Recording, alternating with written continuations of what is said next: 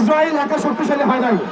1914 সালে যখন অটোমানদেরকে পরাজিত করা হয়েছে, প্রথম ব্রিটেন এবং পশ্চিমাদের সহযোগিতায় তারা এই জায়গা দখল করেছে।